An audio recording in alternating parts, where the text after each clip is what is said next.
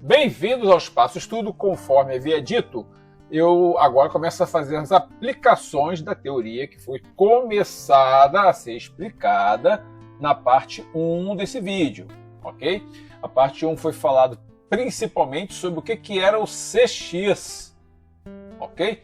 E a partir de agora vamos utilizar essa teoria e as fórmulas para um caso real. Eu escolhi o Hyundai Creta, por quê? Primeiro porque é um SUV. E os SUVs são hoje em dia os queridinhos do mercado brasileiro. O que mais se vende, se compra é SUV. E para particulares, tá? Para CPFs, não para CNPJs, o SUV mais vendido no mês de abril de 2026 foi o Creta, segundo as minhas pesquisas rápidas a esse respeito. Portanto, foi ele a escolha. Vamos ver como é que a aerodinâmica de tijolo dos SUVs afeta o Creta, né? Aqui eu tenho um adiantamento do resultado final desse vídeo, mas ver essa tabela não é suficiente para você se informar bem, ok? Continue aqui conosco que vou explicar tudo. Retomando dados de um vídeo anterior, né, em que eu utilizei uma pesquisa do DeepSeek, e encontramos aqui que para a categoria SUV, a faixa típica é de 0,28 a 0,36. Porém, isso tem mais a ver com SUVs coupé baixos do tipo Model Y. Os tradicionais ficam com valores de CX mais altos, entre 0,84 e 0,36. Então, eu escolhi o valor médio. Vou utilizar o valor CX, aproximadamente 0,35. Lembrando que, como foi dito no vídeo anterior, esses dados não são divulgados pelas montadoras. Bom, a área da seção reta transversal também não é divulgada. Então, como é que eu fiz uma aproximação para esse valor?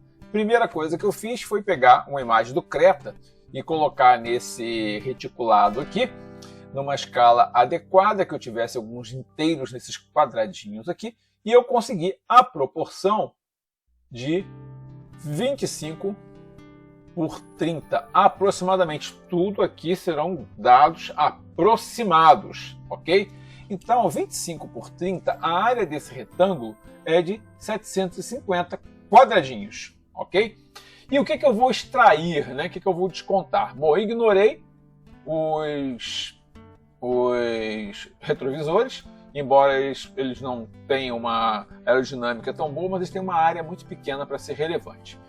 Então, eu retirei dessa área aqui, né, este retângulo aqui embaixo, entre as rodas, que tem cerca de 3 quadradinhos de altura por 22 de largura. Então, encontrei 66 quadradinhos que vão escapar da área, ou seja, isso aqui não está sofrendo ação aerodinâmica significativa, né? Já que isso aqui não é estrutura do carro, é o espaço embaixo do carro entre as rodas por onde o ar vai circular. E também eu extraí esses dois triângulos aqui. Como eles são semelhantes, dois triângulos semelhantes, a gente tem a área de um retângulo, né? Então eu retirei um retângulo de 6 por 11. Fiquei com 132 quadradinhos, fazendo a diferença 618 quadradinhos. E, portanto, chego a uma estimativa que me parece bastante razoável para começar os nossos cálculos, né, de 0,82, ou seja, 82% da área representada por altura do carro e largura sem os retrovisores, né, que foi a largura sem os retrovisores, 82% desse retângulo é representado pela seção reta transversal do carro, aproximadamente. Esse foi o modelo que eu utilizei. Com isso, o que nós temos? Vamos retomar a ideia, né, que foi dada anteriormente da fórmula de arrasto aerodinâmico. Então, nós temos o 0,5, temos o CX 0,35, uma pequena pesquisa nos dará a densidade do ar. A área da seção reta, acabei de calcular aqui, é 82% do retângulo, vamos chegar lá. E aqui é a velocidade que vamos usar o Sistema Internacional de Unidades, então ela vai ser alterada para metros por segundo. Tá? Vamos dar uma entrada em quilômetros por hora, mas os cálculos serão feitos com metro por segundo, ok? Então, resultado. Esses aqui são os dados de um PDF com as características técnicas do novo Creta. Então temos aqui a altura, a largura, temos a área dele em metros quadrados, aplicando aquele fator 0,82 que foi encontrado aqui nessa estimativa, nós ficamos com 2,4 metros quadrados aproximadamente de seção reta frontal do carro. Logo, a força de atrito, ou a força de arrasto, né, aerodinâmico do Creta vai ser dado por 0,5 vezes 0,35 vezes 1,225, que é a densidade do ar, também já no SI, kg por metro cúbico, né, vezes a área. E essa área depois multiplicada pela velocidade ao quadrado, ou seja, eu vou entrar com km por hora dividindo por 3,6, encontra-se metro por segundo. Então, fazendo essa operação, encontramos esta equação aqui final para o arrasto aerodinâmico do Creta, ok? Sendo que, eu já vou colocar aqui um adiantamento de uma fórmula, nós sabemos que a força vezes a velocidade é a potência. Então, eu vou calcular, o resultado que eu vou calcular aqui é qual é a potência consumida pelo arrasto aerodinâmico. E veja o seguinte, se aqui a força já era proporcional ao quadrado da velocidade, perceba que a potência é proporcional ao cubo da velocidade. Então, quanto mais você pisa, mais você gasta mesmo. É mais do que você imaginava, né? A proporção. Então, vamos lá. Eu fiz uma tabela em que todas essas fórmulas foram colocadas. Então, para cada velocidade entre 10 e 200 km por hora, tem aqui a conversão para metro por segundo, né? Utilizando a fórmula dada, é feita a conversão, né? O cálculo de quantos newtons, qual é a força. Aqui nós temos a aplicação de força vezes a velocidade dividido por 1000, porque observem que eu coloquei em kilowatt, ok? Então, observe como isso cresce muito quando você passa dos 100 km por hora.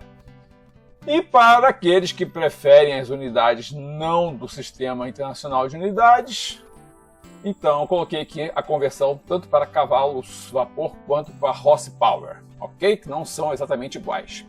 Eu destaquei este valor aqui por uma razão, porque olhando os dados do novo Creta no PDF, nós temos aqui que a potência máxima dele é de 176 cavalos a 5.500 rotações. Observe que a transmissão é automática de 7 velocidades.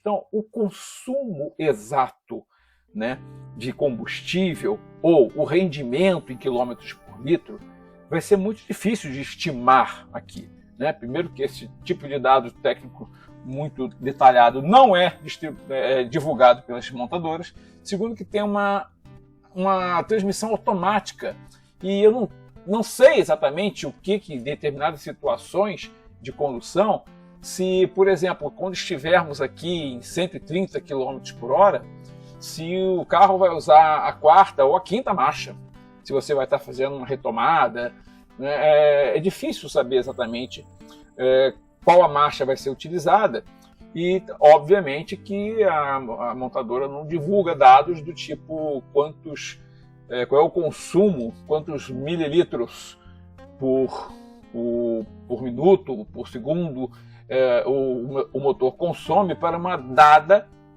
potência, né? Para um dado regime de potência. O que eu marquei aqui, esse 86,67, porque ele é quase a metade da potência máxima. Olha aqui, ó.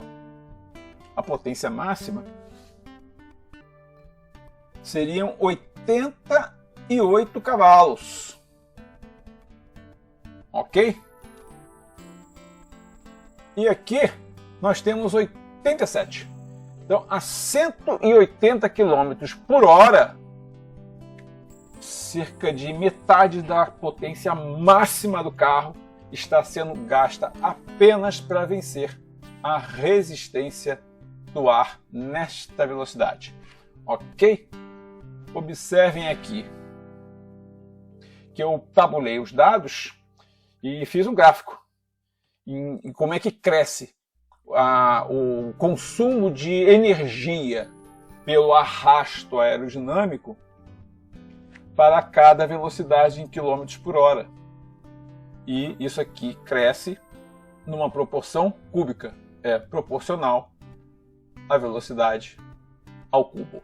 Então, realmente, aqui a partir dos 90, até os 70, pouca coisa. Considerando isso aqui 10 kW, vamos botar aqui. Além de começar a ficar mais caro aqui a partir dos 140, 150, fica progressivamente mais caro, né? Já que nós vamos nos aproximando cada vez mais de uma vertical, né? Nós estamos vendo aqui que a inclinação está aumentando. Ok? Bom, essa foi a primeira aplicação. Volto a dizer, são estimativas. Aqui eu estou colocando apenas a parte física do atrito com ar.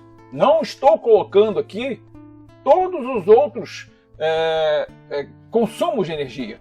O atrito interno, o freio motor interno, o atrito das engrenagens, o atrito do pneumático com o solo. Não estou colocando nada dessas coisas porque não vem ao caso, nem teria como estimar isso aí com precisão. Ok? Até o próximo vídeo. Círculo Virtuoso YouTube, curtir, inscrever-se, notificações ativadas, compartilhar, não brigar por política, preservar aquilo que é de todos como de todos. E muito boa noite, muito obrigado, até o próximo.